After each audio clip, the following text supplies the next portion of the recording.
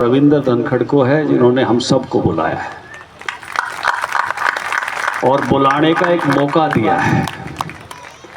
ये बुलाने का मौका देना ये अपने आप में बहुत बड़ी बात होती है।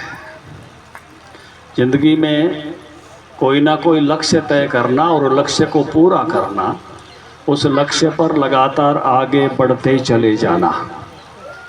स्वामी विवेकानंद की एक चित्र यहाँ लगा हुआ है, शायद किसी को देंगे।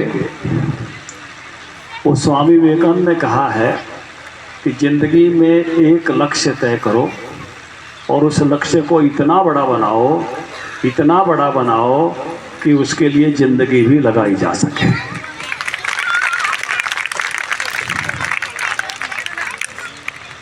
किसी कवि ने इस ढंग से कहा है, दिव्य ध्येय की ओर तपस्वी जीवन भर अविचल चलता है। अगर आपका लक्ष्य अच्छा है तो पूरी जिंदगी की उसके लिए चल सकते हो। और कई बार लक्ष्य इतना बड़ा होता है कि जिंदगी छोटी पड़ जाती है। अनेकों वीरों ने जब आज़ादी उनका लक्ष्य था तो अपने जीवन दे दिए। अनेक सैनिक यहाँ हैं, जब देश की रक्षा की बात आती है तो तिरंगे की रक्षा के लिए जीवन की परवाह किए बगैर वो खड़े हो जाते हैं। खिलाड़ी भी अपने जीवन में एक लक्ष्य तय करते हैं और उस लक्ष्य को अचीव करने के लिए, उस लक्ष्य को प्राप्त करने के लिए दिन रात कठोर परिश्रम करते हैं। लेकिन उनको उनके जीवन का सबसे स्वर्णिम समय कब होता है? जब वो जीतते हैं और तिरंगा लहराने का मौका उनको मिलता है दुनिया के और मुल्कों में, विदेशी धरती पर। जब वो तिरंगा उठाते हैं और जनगण मन जब बजता है तो उनको लगता है कि जीवन के परम सुख को हमने प्राप्त कर लिया है, उस चीज को प्राप्त कर लिया है जिसके लिए जीवन छोटा होता है। ऐसे अनेक खिलाड़ी यहाँ हैं जिन्होंने इस सुख को प्राप्त किया है कि उनके कारण से देश की धुन बजी, देश का जनगण मन बजा और देश का तिरंगा उनको उठाने का मौका मिला। उनका सम्मान करते हुए किसी कवि ने कहा है कि आपका सम्मान करते हुए हम भी सम्मानित हो गए, आप भी अभिनंदित हुए हैं, कर अभिनंदन आपका। ऐसे खिलाड़ियों का सम्मान करने से जैसे मेहंदी लगाने वाले को मेहंदी खुद को भी लग जाती है, तो ऐसे खिलाड़ियों का सम्मान करने वाला व्यक्ति भी खुद को सम्मानित महसूस करता है। हम भी अभिनंदित हुए हैं, कर अभिनंदन आपका। बहुत अच्छी परंपरा अपने यहाँ बनी है। हम खिलाड़ियों की भूमि है, किसानों की भूमि है, हम जवानों की भूमि है। ये प्रदेश मेरा ऐसा ही है। अपना पेट भर के, छोटा सा खेत है हमारा, 80 लाख एकड़ का, ज़्यादा बड़ा खेत नहीं है। उस 80 लाख एकड़ के खेत में हम अपना पेट भर के 15 करोड़ क्विंटल अनाज दूसरे प्रदेशों को पेट भरने के लिए देते हैं। 1 क्विंटल एक आदमी के लिए काफ़ी होता है, एक बोरी, तो 15 करोड़ और लोगों का पेट, ये 3 करोड़ की आबादी वाला राज्य अपना पेट भर के और 15 करोड़ लोगों का पेट भरता है। इसलिए हम अच्छे किसान हैं, हरित क्रांति के जनक हैं, हम अच्छे खिलाड़ी। जब टीम जाती है, लिस्ट देखते हैं तो हरियाणा के लोगों के नाम सबसे ज़्यादा होते हैं, लेकिन जब मेडल आते हैं तो उससे भी ज़्यादा होते हैं। कभी कभी तो 50% हिस्सा अकेला हमारा ही होता है और कभी कभी तो झज्जर जिले का ही होता है। अभी ओलंपिक के 3 मेडल थे राजेश जी, आप हम सब जब गौरवान्वित इस बात से होते रहे हैं।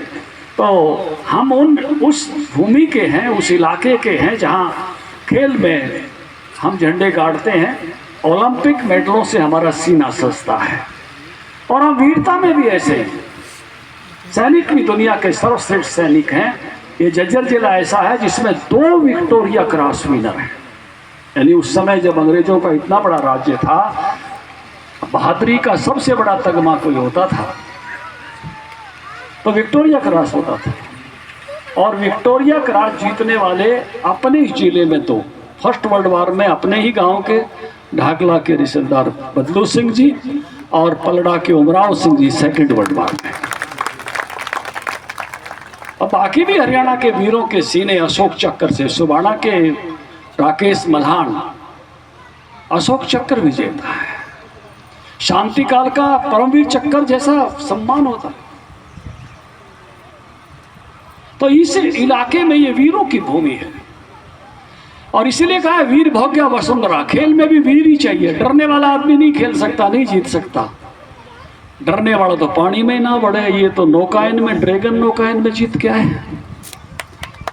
कितने के अड़े बैठे हुए जो पानी पड़न में डर रहे हैं।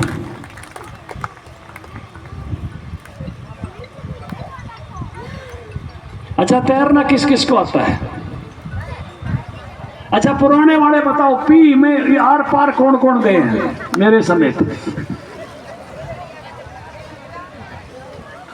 इधर भी, क्योंकि पी हमारे यहाँ ऐसा जोड़ था जिसके आर पार जाना एक बड़ा गौरव का पल था। सबका तैरना सीखना वही होता था, आर पार चला जाए तो वहाँ ये मानते थे कि भाई तैरना सीख लिया, अब ये पी मार पार हो जाता है। तो ये नौकायन में, ड्रैगन नौकायन में विजयी होकर आई हैं हमारी निशिता जी, हमारी मंजू जी और रविंदर जी। लगातार 10 वर्षों से, जब से मैं राजनीति में आया हूँ, 10-12 वर्षों से लगातार ये मेरे संपर्क में हैं। कुछ ना कुछ इन खिलाड़ियों के लिए जोश से लगे रहते हैं। इन्हीं के जोश के कारण आज सीधा पंचकुला से चल के आया हूँ मैं, सुबह चला सीधा यही पहुँचा हूँ खिलाड़ियों के सम्मान के लिए। तो मैं आप सबका सम्मान करते हुए, आपको अभिनंदन करते हुए, जितने भी यहाँ महापुरुष खिलाड़ी, चाहे वो पैरा गेम से हैं, चाहे वो हमारे पंचायत राज के ज्वाइंट सेक्रेटरी हैं, चाहे हमारे Pradeep ji joint secretary, joint director हैं, चाहे प्रदीप जी हमारे डीएसपी हैं, सोमवीर जी हैं, राजेश जाखिड़ जी हैं, हमारे सब सरपंच साहिबान हैं, प्रताप जी हैं, ये सारी की सारी जो बाकी भी सरदारियाँ उपस्थित हैं, सबका अभिवादन करता हूँ, सबका स्वागत करता हूँ। क्योंकि मुझे बुलाया इसलिए गया है कि मैं सम्मान करूँ, मेरी ड्यूटी ही सम्मान करने की थी। तो आप सबका सम्मान करते हुए मैं आपसे विदा लूँगा, क्योंकि एक मेरे मित्र की बेटी की शादी है, दोपहर में ही है, तो इसलिए मैं भादुगढ़ मुझे जाना है, अनुमति चाहूँगा। आप सबको पुनः बधाई देते हुए, सभी खिलाड़ियों को, विजेताओं को, उपस्थितियों को पुनः सबका अभिवादन करते हुए अपनी वाणी को विराम देता हूँ। सबको नमस्कार। आगे भी जो रविंद्र जी मेरी ड्यूटी लगाएंगे खेल खिलाने के लिए, बाकी भी कोई लगाएगा, उसमें उपस्थित रहूँगा। सबको प्रणाम।